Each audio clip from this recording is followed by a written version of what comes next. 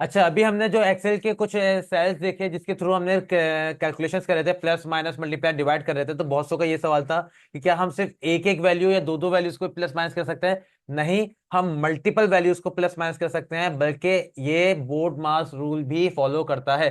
बल्कि भी क्या, ये मैथमेटिक्स के तमाम रूल्स, तमाम कॉन्सेप्ट ये खुद फॉलो करता है, और एक्सेल तमाम चीजों को फॉलो करते हुए कैलकुलेशन कर रहा होता है। फॉर एग्जाम्पल, सबने बोर्ड मास रूल पढ़ा होगा, तो मैं यहाँ पर एक नॉर्मल लेस ले लेता हूँ, इसको मैं बॉर्डर्स कर देता हूँ ताकि जो है ना वो ज्यादा अच्छे से नजर आए, इसके करीब आ जाते हैं। देन मैं यहाँ पे आंसर चाहता हूँ। ठीक है, मैंने कहा भाई इक्वल्स टू, इस वैल्यू को डिवाइड कराओ इस वैल्यू से, मल्टीप्लाई कराओ इस वैल्यू से, प्लस कराओ इस वैल्यू से, माइनस कराओ इस वैल्यू से। तो आप ये देख रहे हैं कि मैंने तमाम अलग अलग फील्ड्स लिए हैं, अलग अलग सीक्वेंस के साथ लिए हैं, लेकिन जो चीज पहले लिखूंगा वो चीज पहले करेगी। फॉर एग्जाम्पल, यहाँ पे चलो मैंने डिवाइड पहले लिख दिया, तो मैं यहाँ पर आता हूं, मैं यहाँ पर माइनस को पहले लिख देता हूं और डिवाइड को बाद में। ठीक है, तो ये आंसर मेरे इसी तरह निकालेगी कि पहले ये डिवाइड करेगा, देन मल्टीप्लाई करेगा इन दोनों साइड्स को, उसके बाद फिर जो इसका आंसर और इसका आंसर आएगा उन दोनों को प्लस करके उससे माइनस करा देगा। लेकिन इसका जो बॉक्स खुल गया आगे। वो बेसिकली B6 दिखा रहा है। मैं एंटर प्रेस कर देता हूँ, बेसिकली B6 और F6, B6 और F6 इन दोनों को ये पहले डिवाइड करेगा। तो यहाँ पे हमारे पास, एक सेकेंड, ये मैनुअल है, हम इसमें कुछ भी रख सकते हैं। सिंपल यहाँ पे ले लेते हैं, divide, multiply, plus, then minus इस सेल से। ये जो एरर आ रहा है, डिवाइड बाय जीरो एरर। अच्छा, अभी बेसिकली ये कोई एरर नहीं है। हुआ क्या कि यहाँ पे जब भी हम डिवाइड यूज करते हैं, डिवाइड कभी भी जीरो से नहीं हो सकता, और अभी कोई वैल्यू नहीं है, इस वजह से ये मुझे एरर दे रहा है। तो मैं इसमें कुछ वैल्यूज रख देता हूँ। फॉर एग्जाम्पल, यहाँ पे मैं 50 रख देता हूँ, देन 40, देन 10, देन 15। जैसे मैंने डिवाइड वाली वैल्यू पे नंबर रखा, उसने ऑटोमेटिकली उसको जीरो से हटा दिया, और हमारा जो एरर था वो चला गया। बेसिकली जो एरर था वो मैथमेटिकल एरर दे रहा था कि कोई भी नंबर जीरो से डिवाइड नहीं हो सकता, एरर आ जाता है। बात क्लियर है?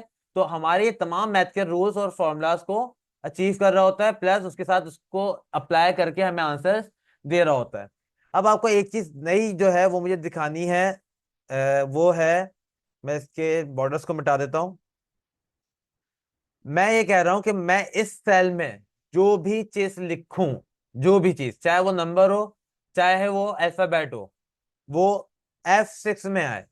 मैं लिखूं C6 में, और वो प्रिंट F6 में ऑटोमेटिक हो रही हो।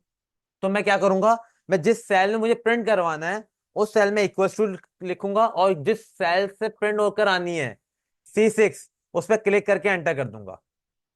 सिंपल।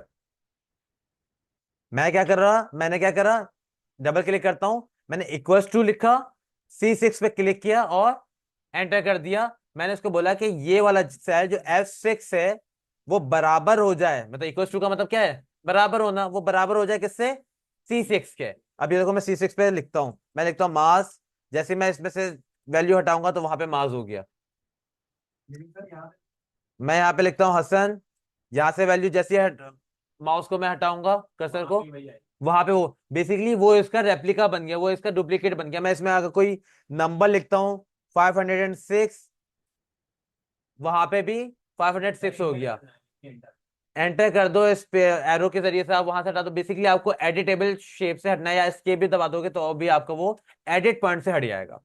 फॉर एग्जाम्पल, मैंने यहाँ पे 807 लिखा और इसके प्रेस किया, सॉरी 807, मुझे एंटर या फिर एरो का ही इस्तेमाल करना है, एरो मैंने नीचे किया, वहां पे भी क्या आ गया, 807। बेसिकली ये वाली ट्रिक बताने का मकसद ये है कि मैं अब एक टेबल बनाने जा रहा हूँ, टेबल एक ऐसा डिजाइन करने जा रहा हूँ कि मैं सिर्फ और सिर्फ एक नंबर लिखूं और उस नंबर का टेबल मुझे जनरेट होकर मिल जाए। तो हमारे जो हम लोग मैथ के जो टीचर्स होते हैं या मैथ का जो काम कर रहे होते हैं, हमें ऐसे टेबल की जरूरत होती है कि हम अगर हम 20 तक टेबल की बात करें तो हमें 20 तक टेबल लिखने पड़ते हैं अलग अलग, ऐसे ही है। इससे टेबल लिखना आसान तो हो जाएंगे, आप मल्टीप्लाई का फॉर्मूला लगा दोगे। लेकिन मैं चाहता हूँ कि टेबल एक ही रहे, मैं बस नंबर चेंज करता हूँ, टेबल बनता रहे। तो ये एक अच्छी अप्रोच है, तो इसको बनाने की कोशिश करते हैं। सबसे पहले तो मैं अपने टेबल का एक फॉर्मेट बना लूंगा। नहीं, फॉर एग्जाम्पल मैं, अच्छा, सेल का मैंने आपको बताया कि सेल कोई भी सिलेक्ट कर सकता हूं, जरूरी नहीं है सेल का नंबर याद करने का, आपको कोई ताल्लुक नहीं है सेल का क्या नंबर है क्या नहीं है, एक्सेल को याद करने दो, आपको याद करने की जरूरत नहीं है। मैं जो सेल लिख रहा हूँ जरूरी नहीं है प्रैक्टिस में आप वही सेल का नंबर लिख रहे हो, आपको ये पता होना चाहिए कि कौन से सेल से वैल्यू उठा रहे हो, आप उस पर जाके क्लिक कर दो, क्या नेम है उसका वो एक्सेल खुद ले लेगा। बात समझ में आ रही है? उसका नेम याद करने की जरूरत नहीं है, आपको जस्ट जाके उस सेल पे क्लिक करना है। तो मैं अभी यहाँ पर एक फॉर्मेट बना रहा हूँ अपने टेबल का। टेबल का मेरा फॉर्मेट किस तरह होता है भाई, मैं यहाँ पे 2 लिखता हूँ, पहले यहाँ पे मैं 1 लिखता हूँ, नीचे ट्रू, और उसके बाद मैं इन दोनों को ड्रैग कर देता हूँ 10 तक। 10 तक मैंने नंबर्स को वो कर लिया प्रिंट, जहां पे मैंने 2 को सिंपल कॉपी कर लिया। बीच में मैंने लगा दिया एक्स का साइन, जो मल्टीप्लाई का साइन हम लोग जैसे जिसे बोलते हैं, एक्स का साइन लगा दिया। यहाँ पे मुझे चाहिए इज इक्वल टू का साइन, इज इक्वल टू लिखे मैं एंटर प्रेस करूंगा तो इज इक्वल टू आ जाएगा, और सब जगह मैं इसको ही प्रिंट कर दूंगा। जहां तक समझ में आ गया? अच्छा, मैं इसको कर देता हूं पहले तो ऑल बॉर्डर, मैं इसको साथ साथ ऑल बॉर्डर कर देता हूं ताकि थोड़ा सा अलाइनमेंट हो जाए। ऑल बॉर्डर हो गया ये। इसको मैं मिडिल अलाइन करता हूँ, मिडिल सेंटर कर देता हूँ, और इन सब की जो कंटेंट है उसको थोड़ा थोड़ा सा छोटा करीब कर देता हूँ। आप बेसिकली इज इक्वल टू लिखने के बाद एरो के जरिए से आगे या पीछे जा रहे होगे, इज इक्वल टू लिखने के बाद एंटर प्रेस करोगे तो वो is equal to simple sign आ जाएगा। सही है, मुझे सिंपल साइन चाहिए तो मैंने साइन ले लिया। अब मैं अगर पहले 2 का टेबल बनाऊं, अभी मैं जनरल टेबल बना रहा हूं, तो बेसिकली 2 इससे मल्टीप्लाई होता है ना, 2 इससे मल्टीप्लाई होता है, मैं अभी मल्टीप्लाई वाला फॉर्मूला लगा रहा हूं। तो मैं यहाँ पे इक्वल्स टू लिखूंगा, भाई ये वाले सेल को मल्टीप्लाई कर दो इस वाले सेल से, एंटर करा तो 2 वन जा 2 आ गया। अच्छा, फिर सीरीज आपको बताऊं कि सिर्फ और सिर्फ सीरीज को ही कॉपी नहीं करता, हमारे फॉर्मूलों को भी सीरीज वाइज चलाता है। कैसे? C6 और E6 को अगर मैं इसको ड्रैग करता हूं नीचे, तो ये जैसे ही मैं नीचे वाली रॉ में आया तो ऑटोमेटिकली ये E7 और C7 को ही लेगा। ये देखो, C7 है मल्टीप्लाई बाय E7। फिर मैं इसको दोबारा नीचे ड्रैग करता हूं तो क्या हो जाएगा, C8 मल्टीप्लाई बाय E8। तो बेसिकली अगर मैं किसी भी फॉर्मूले को लिख के उसको ड्रैग करता हूं, उसकी सीरीज करता हूं, तो अगर मैं रॉस नीचे की तरफ आ रहा हूं, मैं नीचे की तरफ जा रहा हूं, तो बेसिकली वो फॉर्मूले की भी रॉस वाइज ही नीचे आएगा, कॉलम सेम रखेगा, रॉस में नीचे आएगा, उसी रॉ में नीचे आएगा जिस रॉ में वो है।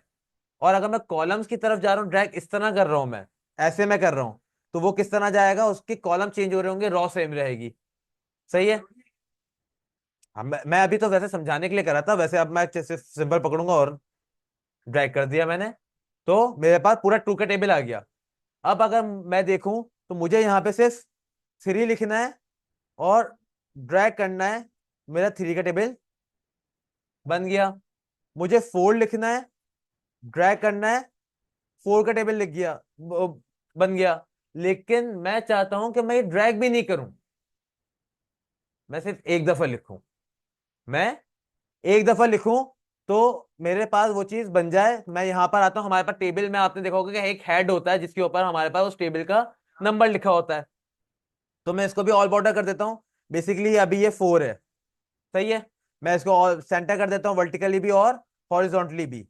तो लॉजिकली अगर मैं देखूं, मैंने आपको अभी इससे पहले जो एक ट्रिक बताई कि अगर मुझे एक सेल के नंबर को दूसरी जगह पे कॉपी करना है, तो मैं उसके इक्वल्स टू के साथ उस सेल का नाम ले लेता हूं। ऐसा ही है?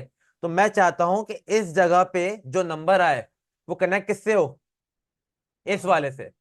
तो मैं क्या करूंगा, मैं इस वाले सेल पर इक्वल्स टू लिखूंगा और लिंक किससे करा दूंगा, इससे, और एंटर कर दूंगा। अब जो 4 आ रहा है वो बेसिकली मैंने नहीं लिखा, वो इसको प्रिंट करके आ रहा है। अच्छा, अब अगर मैं इसको ड्रैग करता हूं तो साथ साथ ये भी ड्रैग होता रहेगा एक एक करके। तो मैं इसको इससे ड्रैग नहीं करूंगा, मैं बेसिकली क्या करूंगा, मैं ये वाले सेल पर आऊंगा, और ये वाले सेल पे अभी क्या लिखा हुआ है, 4 बाय हैंड लिखा हुआ है। मैं बोलूंगा भाई इस ये जो सेल है वो अपने से ऊपर वाले सेल को देखकर उसकी वैल्यू को लिखे। सही है। अब मैं इसको अब ड्रैग करता हूं ना, तो हर सेल अब अपने से ऊपर वाली वैल्यू को देख के आ रहा है। देखो हर सेल में क्लिक करता हूं तो ये वाला जो C12 है वो C11 को देख रहा है, C15 जो है वो C14 को देख रहा है। तो मतलब हर सेल अपने से ऊपर वाले सेल की वैल्यू को देख के लिख रहा है। मेरा टेबल हो गया तैयार। अब सिंपल मुझे क्या करना है, इस मेरी हेडिंग में नंबर चेंज करना है। कौन सा टेबल लिखूं? 5 से 5 लिखूंगा। ऊपर क्लिक कर दूं, साइड में क्लिक कर दूं, 5 का टेबल बन गया। मैं यहाँ पे 12 लिखता हूँ, आगे क्लिक करता हूँ, 12 का टेबल बन गया।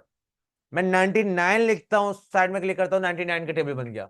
मैं 12.5 का टेबल लिखता हूँ, आगे क्लिक, बेसिकली मुझे एडिट टेबल फॉर्म से बाहर निकलना है, तो मैं आगे वाला एरो दबा दूं या पीछे वाला एरो दबा दूं या ऊपर वाला एरो दबा दूं, मेरी मर्जी है, मुझे बस उससे बाहर निकलना है।